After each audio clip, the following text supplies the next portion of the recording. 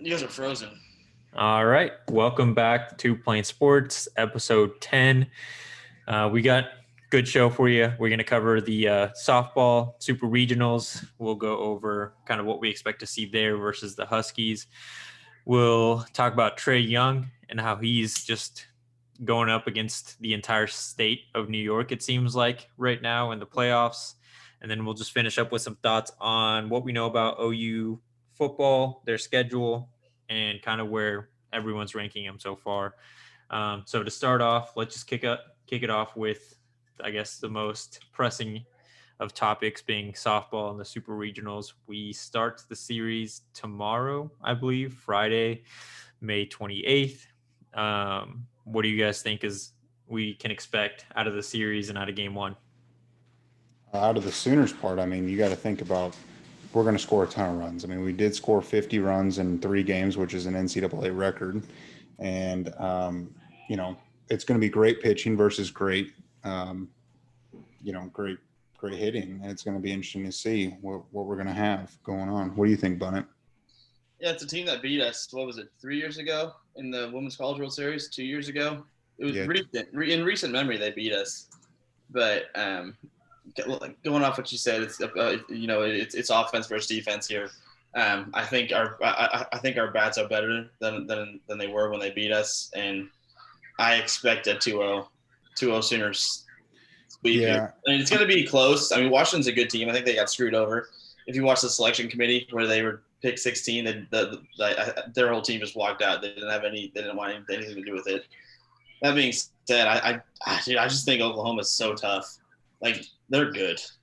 Yeah. I mean, and it's crazy to think that we ended up playing, Wichita State in our region, which was already a pretty good team. And then we get Washington, in the supers. And I mean, I guess, if you got to play the best and beat the best to win it all. So odds are we were going to run into them at some point. But they did lose to Michigan. So they're not unstoppable. Almost lost twice to Michigan because they obviously lost the first game, and then they forced the winner to take all game. And in that game, I believe they were down 4 or 5-0. Mm-hmm. Or they were down 4 or 5 runs. It may not have been 4 or 5, but it was definitely a 4 or 5 run game. They were on the bad end of it. The only thing that concerns me is with our pitching is, they've got great pitching is what happens if we give up 4 or 5 runs and then our bats just can't get anything going. Has And that then, happened all season though?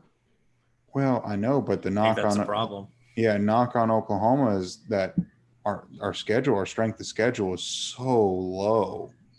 And not that Wichita State isn't good and we haven't played some good teams, but it's just, I don't know. It's getting to the point where what happens if the bats stop just one game? Granted, I know it's best 2 out of 3. I mean, it's just you think about it like postseason baseball. A lot of times it becomes about dominant pitching. I mean, not that a juggernaut offense can't win because they can. It's just if they're off for one game, it's one thing. They just can't be off for two. Yeah. And that's the thing. Like, I see what you're saying, especially with the strength of schedule thing, and the fear of us forgetting how to play softball all of a sudden, or forgetting how to swing the bat. I just like they're legitimate fears. I truly don't think there's a chance in hell it happens. Like, that lineup, literally 1 through 9, is so good. No, If their pitching is as good as as what has been going on throughout the season, and they play to that level against us, we just got to make sure that we get off to a hard start so that they can start going through, start getting their relievers in. Because watching OU baseball, at least in the first game of the regionals, our starting pitcher was in for most of the game. It seemed like it was just they pulled her because they wanted to save her for these games. What's coming up in the super regionals and in the World Series, we got to make sure that her arm feels good to pitch against these teams that can potentially take a lead on us. Luckily, we didn't have too much of an issue in the regionals. Really, Wichita was the hardest one, if I remember correctly. But There's now a couple moments we were trailing in the first regional, but yeah, never like a real threat of losing. Yeah, and I think right now, as long as we just maintain a lead through every single, obviously, like that's how you win. But like we can't leave an inning without being ahead. I feel like that's when it can start getting dangerous for our defense and for our pitchers. Yeah, in this one, it's definitely going to come down to pitching on both ends. Like, our pitching has been shaky, as we've been, mentioning and talking about. If as good as our bats are, if our starting pitchers go out there and they give up 9 runs to a team like Washington, and it's 9-4, 9-3 in the fifth, that might be too late for even our offense. But if we can keep them to like a 4 or 5 number, I don't think there's any chance they beat us. We're either going to see some high-scoring games, or hopefully we don't get blown out or like low-scoring losses for us. I just, it's one of those things that I'll probably look back on and be like, well, why was I even concerned? I mean, but it's just the thought of if our bats are off one day, that pitching is dominant enough to shut us down. But I mean, what are we, 48-2, 49-2 for a reason? Yeah. So it We're is good. what it is. Yeah. I mean, like I said, I think there's no reason why this team shouldn't go undefeated throughout the whole World Series, this tournament and going to the World Series. Whether they do or not, I don't know, but there's no reason why they shouldn't with how much offense and firepower they've got. The talent there to do that. Yeah, do you guys have any bold predictions for this series? Number of home runs for a certain player? Anything kind of bold? At least 1 run rule, second game. The second win is also not going to be all that close. I genuinely think this series is not going to be as close as people think it might, on paper that it could be. I think Oklahoma run rules them 1 game, and the second game they'll win something like 9-4, 9-3. Yeah, I mean, I hope you're right. I think Trae Jennings probably has about 3 home runs between the 2 games. That's a good call. So do you think that is Lindsey Elam's hot streak done then? I don't know. I mean, she might keep cooking too. It's just I think Trae Jennings is gonna step up. Of course, Alo might too. I don't know. Alo's been through it a few times. Anytime Jonathan Alo swings the bat, it has potential to get out of the park. Oh yeah. I think we're gonna need some big games out of Jada Coleman, not just on the offense but on the defense. She's gonna need covering a lot of ground back there, making sure that if a ball looks like it's gonna get over top of her, she's better be like right on the warning track or right next to the fence, hoping that she can just LeBron James her way up there. Yeah. I want Jada Coleman way up there like she already did against OSU. So run rule in one of the games. Gotcha. And then Trae Jennings with 3 home runs at least. We'll see. Definitely. So moving on from softball, I think it's safe to say that even though we might feel a little hesitant to go ahead and just say it's a Sooners W, it's not something that we are too concerned about losing the series. So Trae Young has been a big topic of conversation, not just, for Sooner fans, but for the national stage now. The Hawks are in the playoffs. He's playing against the New York Knicks. And even though the Nets are the best team in New York, the Knicks are the most supported team, and everyone in the state of New York seems to hate Trae Young right now. And Draymond Green, I think, said it earlier today. He might be the biggest shit talker in the NBA right now. What have you guys taken away from Trae Young's performance this year so far in the playoffs? I mean, all I was going to say is I can't stand the Knicks franchise, like the fan base. I can't stand them. But ran and go into Trae Young. That I agree with. If we want to just shit on the Knicks fan base, I can do that all night. Did you see that? So obviously they won game 2 to tie the series at 1. But it was their first playoff win. First playoff win, any series, whatever. It one single playoff win, not a series win. They won 1 playoff game. And they shut down all of 7th Avenue last night to celebrate and shit. Like that is Yes. Are you kidding me? You won 1 playoff game and you're gonna it's a red panty night or we're popping ball like that's absurd to me. Second thing, going back to Trae and kind of the way how that's been going out. I think Trae Young freaking loves it. Like I think he loves the whole Gardens chanting "fuck Trae Young" or Trae Young's balding. Whatever. Yeah, I think. Did you guys see the picture that someone posted before the game started? I guess MSG and the Knicks have signs around the stadium that says Yes. tonight's chant is, and last night was Trae Young's balding. And it's not working. I mean, the dude he's put up 30 and 10 in the first game. And what'd you say last night? 30 and 7, 30 and 8, something like that? Yeah, 30 points, 7 assists, 1 rebound last night. Yeah, and he's shooting at a high. It's not like he's jacking up 45 shots and shooting 12 of 45 to get these numbers. He's, 11 to 20, 11 to 22, something in that ballpark? Yeah. Right around 50%, give or take. I mean, that's pretty solid, and it's just also a fan base that has never, act like you've been there before. I mean, that guy spit on him last night, and it's horrible. And most of them probably haven't been there before is the thing. The last time they were good was when Patrick Ewing was around. They don't act like they've been there. You don't shut down a whole freaking avenue, a whole street over one single win in a playoff series. They could lose 4-1, and they still shut down the whole street to celebrate. Yeah. And I have to credit this to, Big Cat and PFT with their podcast on Pardon My Take, but they were talking about, the Knicks being, back. But the Knicks being back are like whenever a certain player just kind of takes the air out of the garden and ruins it for him. Like, you think about all the days with MJ and Scott, was it not Scott? Is it Scotty Miller? I can't even remember who, or Reggie Miller. Sorry, Reggie Miller went in there and plays for the Buccaneers. Do what? Scotty Miller plays for the Buccaneers. Yeah, not Scotty Miller.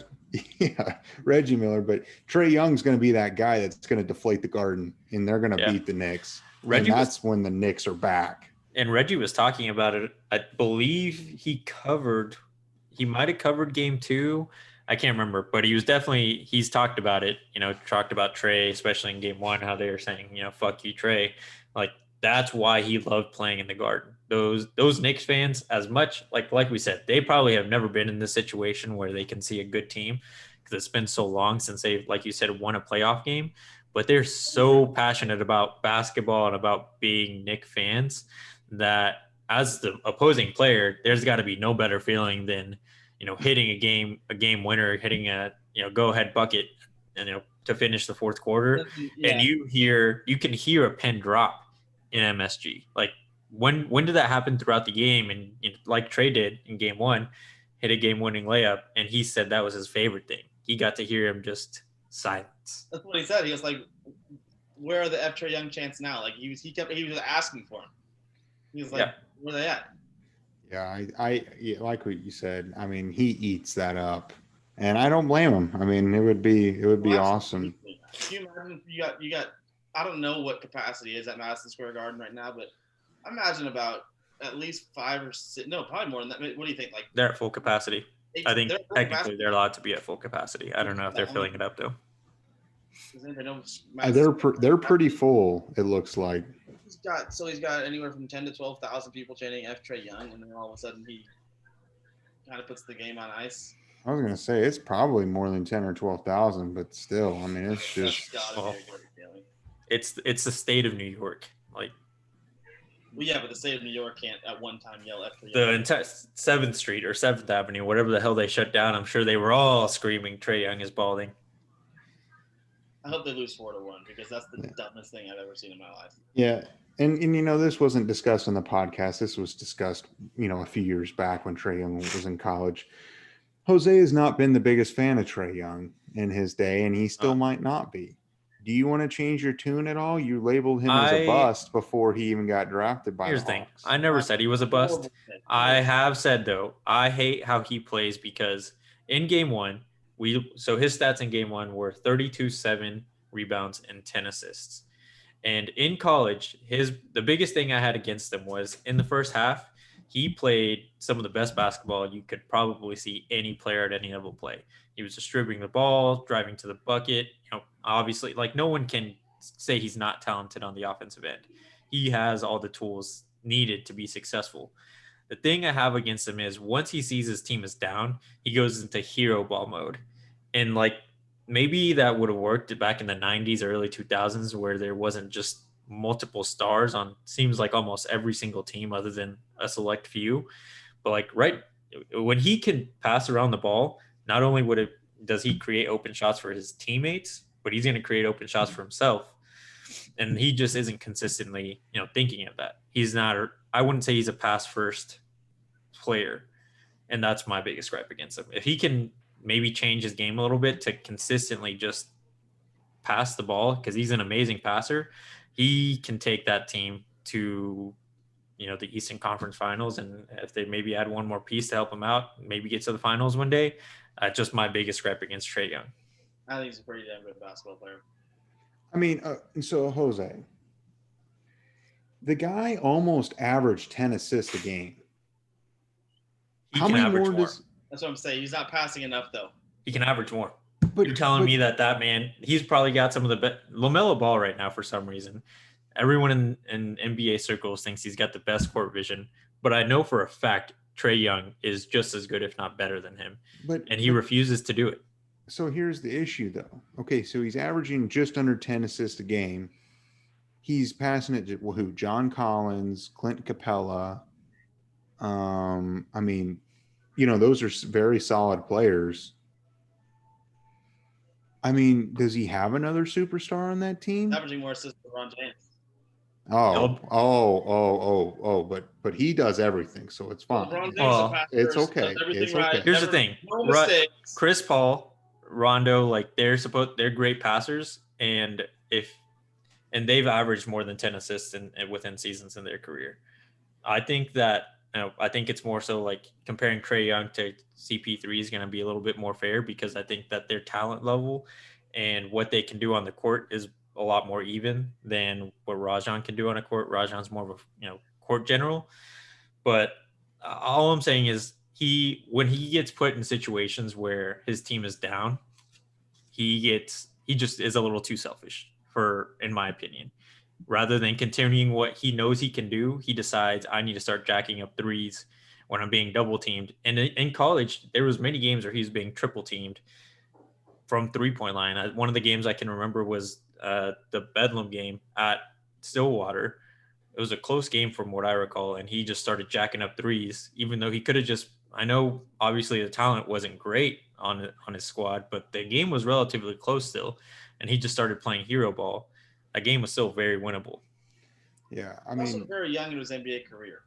I'm not saying that's what I'm saying. He can, if he can improve that, I will gladly switch my tune on him. Right now, I'm not saying he's a bad player. He's great, obviously. He just gets to the point where he starts jacking up threes, I think, is really my biggest thing. I mean, when he is unnecessary. Chris Paul's best season is 11.6 assists a game. So about 2 more a game. That's his best. 2's not easy to get. I understand. He's been in the league for 2 seasons now. This is his 3rd year. 3rd year? Okay. Yeah, and in Chris Paul's 3rd year, he had 11.6, and then in his 4th year, he averaged 11 and went down to 10.7. He's had a couple right at 10 or a little over 10. This year, CP3 was 8.9. I mean, I get it. Trae Young is more. Trae Young is a better scorer than Chris Paul ever will be. I agree. I was going to say 100%. Chris Paul only averaged like low 20s at the most.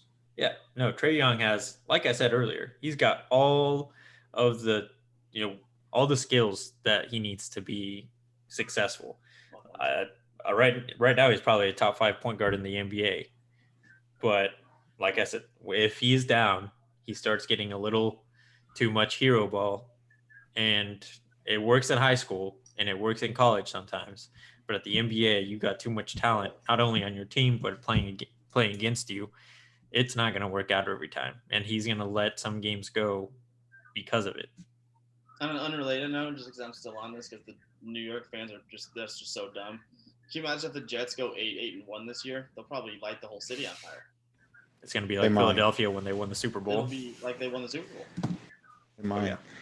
I don't know. I mean, I just think that Trae Young, I think he's not going to average as many assists as Chris Paul because he's such a better scorer. That's all.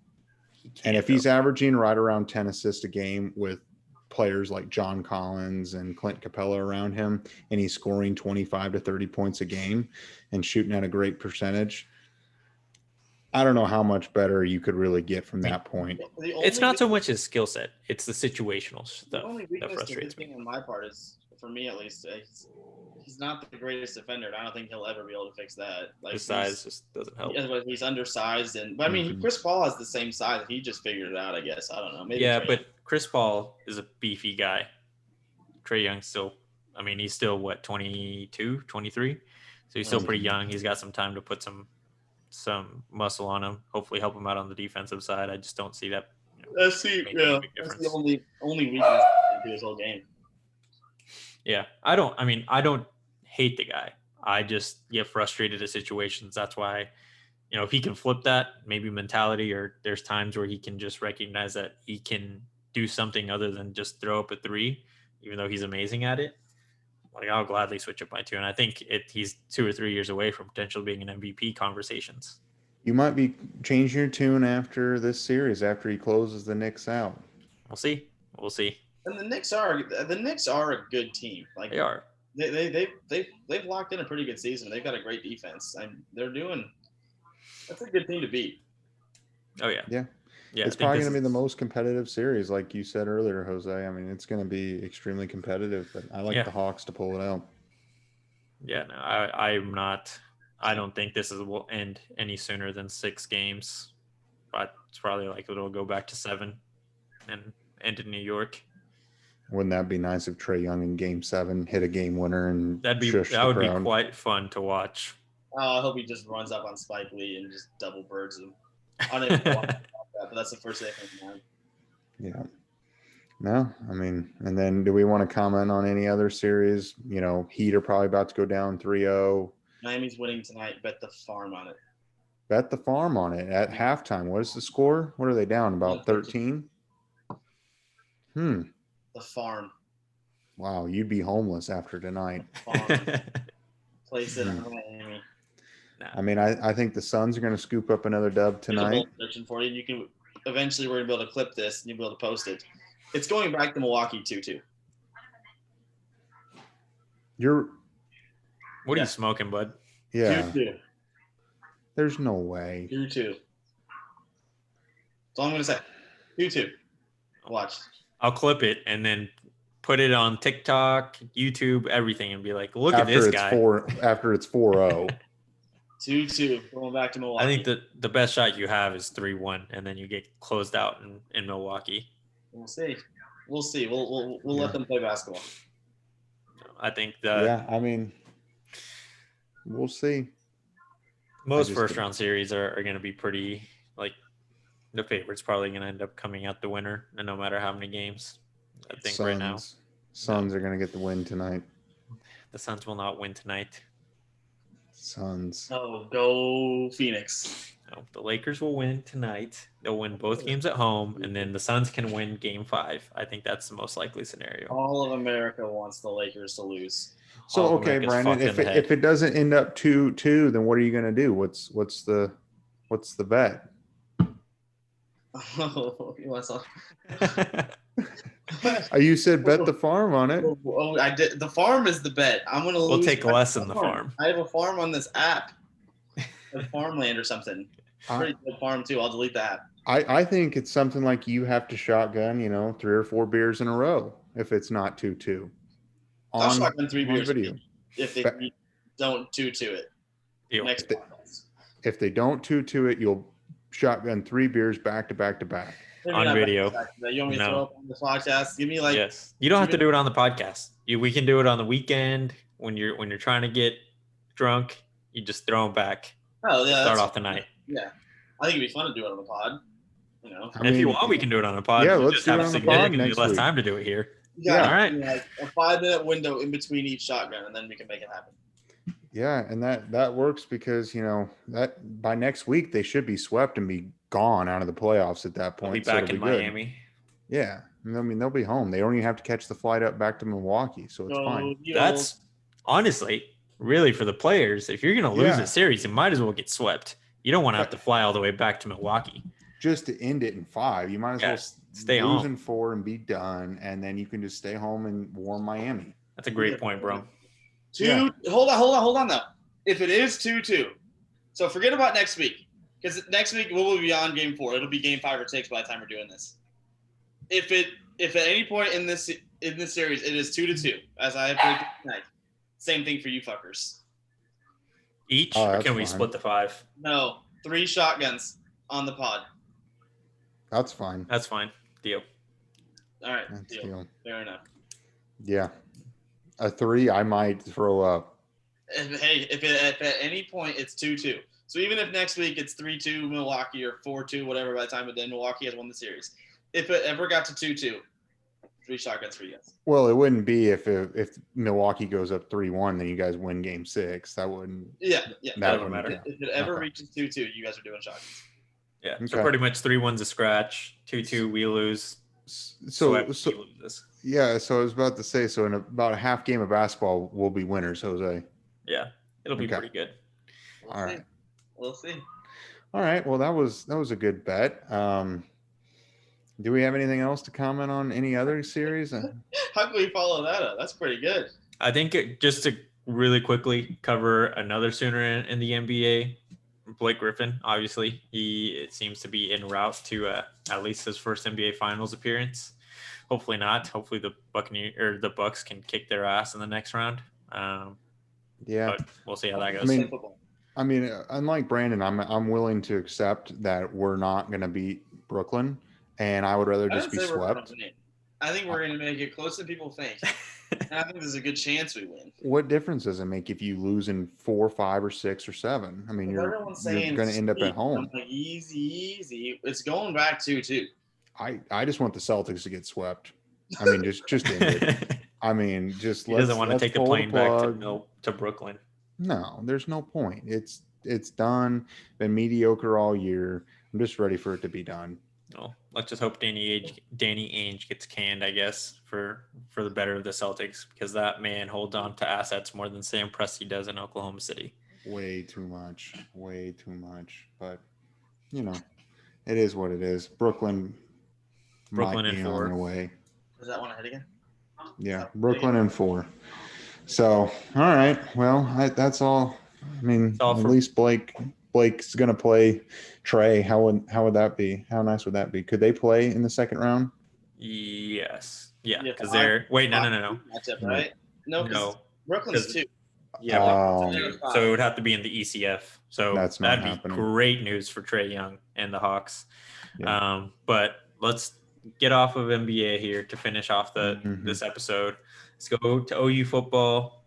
We got some start times for some of the football games earlier today, and then we can talk about some of the rankings to this. He'll think the national media is kind of sleeping on us. But yeah, overall, we're getting hoed on games. Do what? Is anybody shocked by the constant 11 a.m. start times? No. It's because I think it's obviously because we're on Fox. And like their prime time, we're probably going to get Joel Klatt and Gus Johnson on a lot of our games. I honestly suspect we'll be the number 1 seed for a good portion of the year. So, I mean, I don't know if they can flex games, at least move them to middle of the afternoon. Hopefully they can, because that would be better. But I think we're probably just going to have like one night game maybe all season. And then we're going to get fucked and be in the morning every day. Yeah, we'll probably get like that 6 p.m. Kickoff for the second game against Western Carolina. Yeah. That pay-per-view game. Yeah, pay-per-view. It's usually how it is. And then, we play, our other couple games are 11 a.m. Then we go right into Texas, I believe. So next national championship this year, it'll be the first national championship game in the history of college football that with an 11 a.m. kickoff. Yep. Yeah. I just think the Big 12 needs to not renew their TV contract with Fox. I think it ends in 2025, I believe. Just need to pull the plug and be done with it. ESPN won't be carrying the Big 12. They have the SEC dick all the way down their throat, out their ass, through all their executives. It's pretty far down. Yeah, I say we can't use Fox, but I don't know who would pick us up. I mean, CBS and ESPN are all over SEC. Who knows?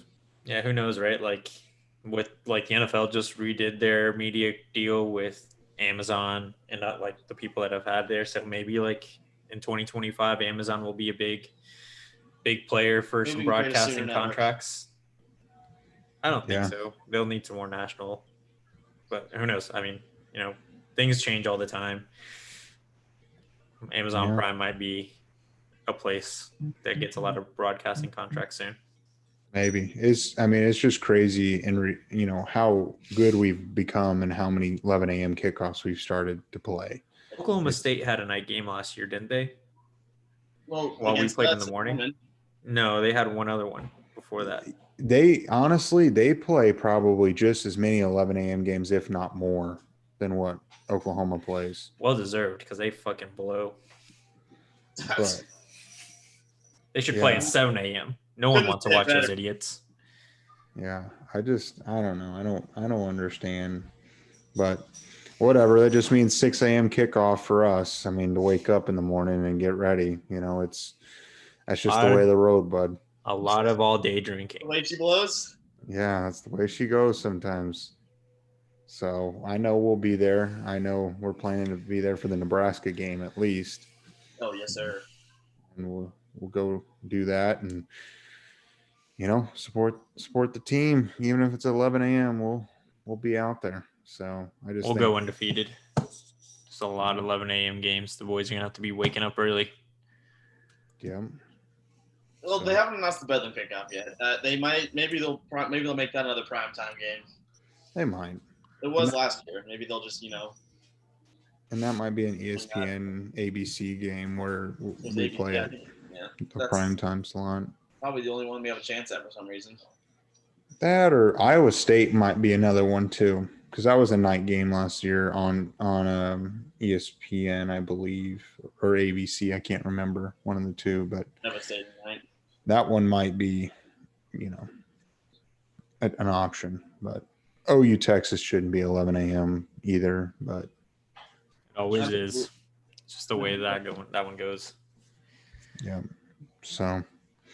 No, I mean, other than that, I don't think any of us are shocked, but I think that's all I've got. We made a nice little bet with old Brandon. What's the current score? Is halftime over yet? Hold on, you guys are ahead of me, so let me just say 56 to 40. Oh, okay. 16-point game. That's good. That's easy money. That's good. Okay, Jose, I cannot wait till next week. This is going to be Was it 5 beers? 3. I said 3. Yeah. Okay, 3. Yeah. It's a good number. You can do 3 real quick. 3 ginger beers. Normal alcoholic beers. So basically, you guys have to tune in for next week's show to watch Brandon back to back shotgun. I can't shotgun in O'Doul's. No O'Doul's. No O'Doul's. O'Doul's is beer. That would taste bad. Yeah. So basically, you have to tune in for next week to see Brandon pay for his bet, and then make sure to catch Who Dat on Monday. We're going to be covering Eric Gray and what he can bring to the team, and all the potential that he's going to be able to put onto the field this fall. So other than that, I've got nothing else. Make sure to like, comment, subscribe, make some comments, and we'll respond. See if Brandon's prediction is even true. We'll see. We'll see. So catch you guys next week. See ya. See ya.